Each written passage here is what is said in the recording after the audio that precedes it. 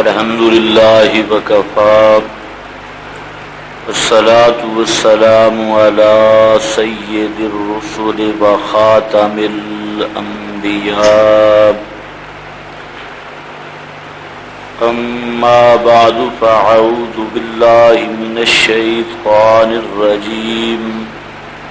بسم الله الرحمن الرحيم إنا نحن نزلنا الذكر وإنا له لحافظون سبحان ربك رب العزة عما يصفون وسلام على المرسلين والحمد لله رب العالمين. عزیز طلباء کرام، دیگر معزز مکرم بزرگوں اور بھائیوں، یہ فہم توحید و سنت کے حوالے سے اور قرآن کریم کے بعض مضامین کے حوالے سے چند دن کے یہ چند دروس ہیں. اس میں سب سے پہلا آج جو ہم سبق شروع کر رہے ہیں، اس سبق کا عنوان ہے حفاظت قرآن. حفاظت قرآن. قرآن پاک کی کئی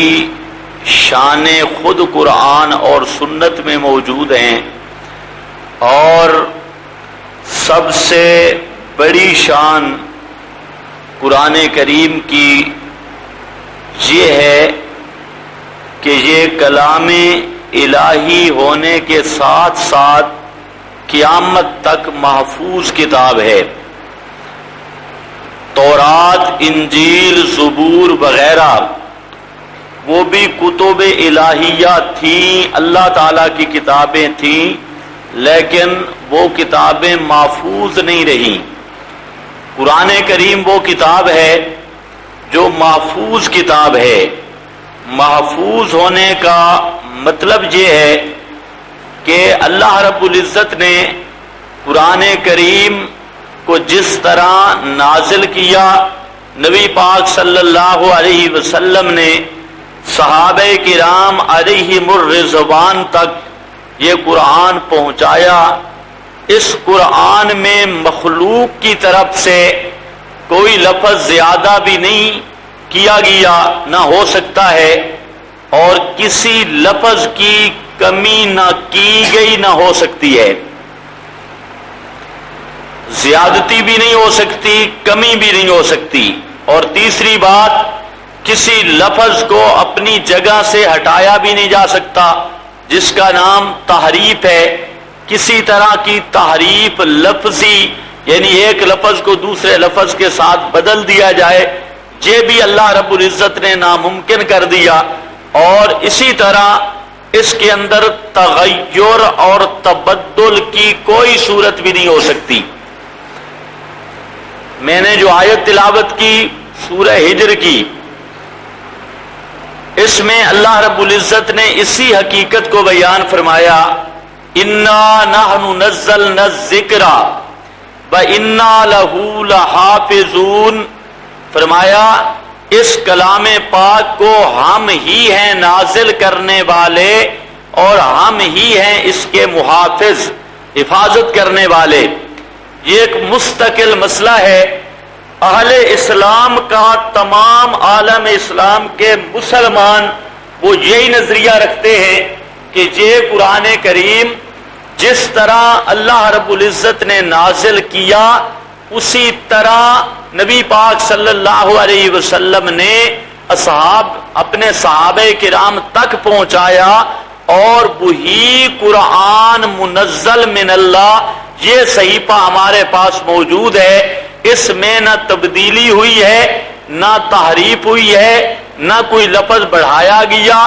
نہ کوئی لفظ کم کیا گیا. جبکہ بدقسمتی سے ایک وہ فرقہ بھی ہے جس کا نظریہ یہ ہے کہ یہ قرآن اصلی قرآن نہیں، اصلی قرآن کوئی اور تھا، اور پھر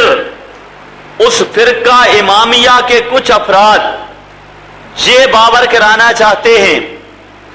کہ یہ قرآن، اس میں تغیر بھی ہوا، تبدل بھی ہوا، تحریف بھی ہوئی۔ کہلواتے اپنے آپ کو مسلمان ہیں، لیکن یاد رکھو کہ اس پر اب کئی عنوانوں کے تحت گفتگو چلے گی۔ سب سے پہلی بات جو میں نے عرض کی وہ یہ ہے کہ یہ کلام پاک کلام الہی ہے، اور اس کلام میں مخلوق کی طرف سے کسی لفظ کی زیادتی نہیں ہوئی، کسی لفظ کی کمی نہیں ہوئی، اور یہ جس طرح آسمانوں سے اترا، نبی پاک صلی اللہ علیہ وسلم پر آیا، اور پھر آپ صلی اللہ علیہ وسلم کے واسطہ سے امت کو ملا، اور آج ہمارے اندر موجود ہے، بے عین ہی آج بھی لوح محفوظ کے اندر انہی لفظوں کے ساتھ یہ قرآن موجود ہے، اس میں کوئی تغیر تبدل نہیں ہوگا۔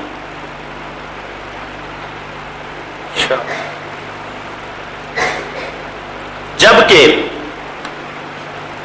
میں نے بتا دیا اہل تشیع کے نزدیک یہ قرآن اصلی نہیں، اصلی قرآن کچھ اور تھا۔ تو قرآن پڑھنے کے حوالے سے جس طرح قرآن پاک کے خلاصہ جات کو یاد کرنا ضروری ہے، اسی طرح قرآن پاک کے تحفظ کے بارے میں بھی معلومات کا جمع کرنا ضروری ہے، اور قرآن کریم کی حفاظت کے انداز کا آنا بھی ضروری ہے۔ اب یہ جو عنوان ہے اس کے تحت آپ کو چند عبارتیں لکھنی ہوں گی، باقی تو انشاءاللہ آپ کو لکھا ہوا ملے گا سارا کچھ، لیکن اس عنوان پر تھوڑا آپ کو تکلیف کرنی پڑے گی۔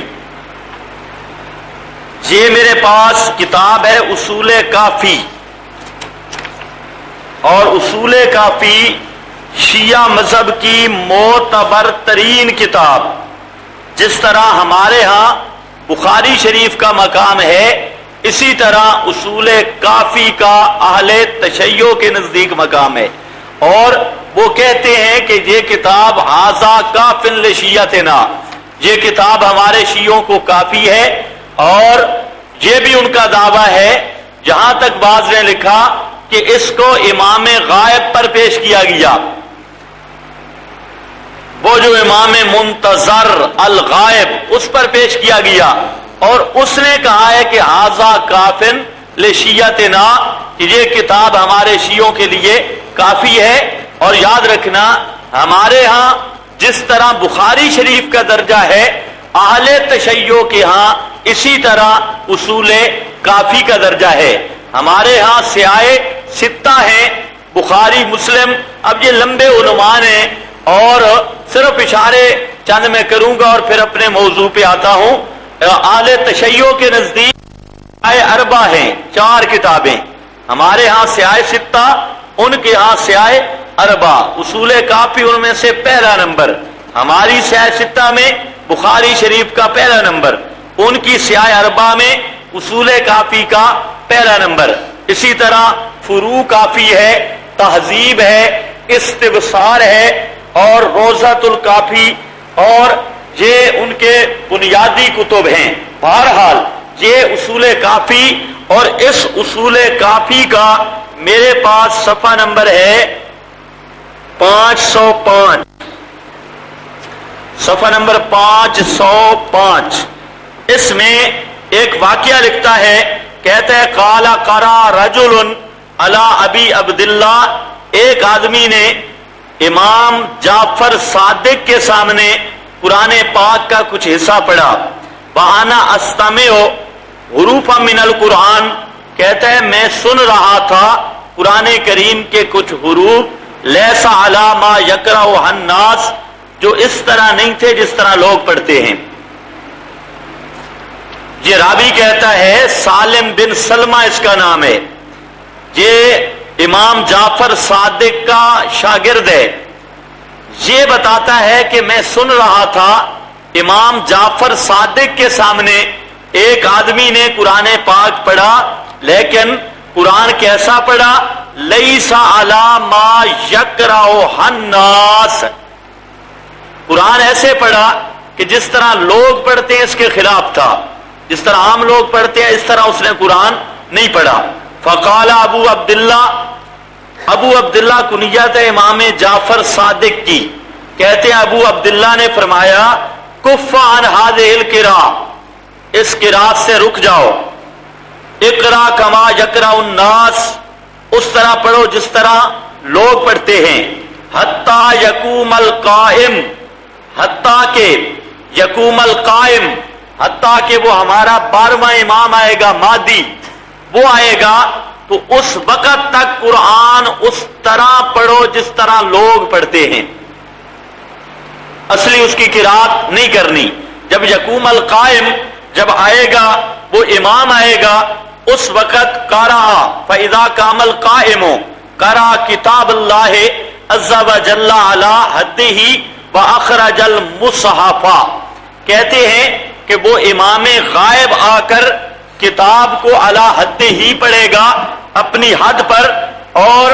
اس وقت اخرج المصحف، انہوں نے مصحف کو نکالا،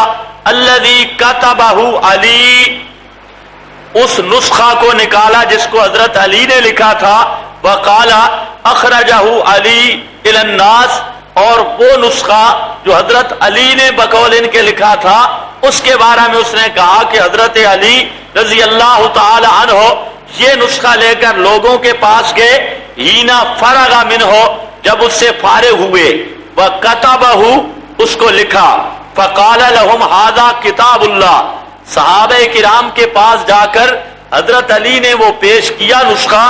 اور فرمایا ھذا کتاب اللہ، یہ اللہ تعالیٰ کی کتاب ہے، کما انزلہ اللہ علی محمد صلی اللہ علیہ وسلم، جس طرح اللہ تعالیٰ نے محمد صلی اللہ علیہ وسلم پر نازل کی، وقد جمعتہ، اور حضرت علی نے فرمایا میں نے 2 تختیوں میں اس کو جمع کیا، فقالو، صحابہ کرام کہنے لگے ہوا ذا عندنا مصحف جامع، ہمارے پاس مصحف اور نسخہ موجود ہے جس میں قرآن لکھا ہے، لا حاجت لنا فیہ،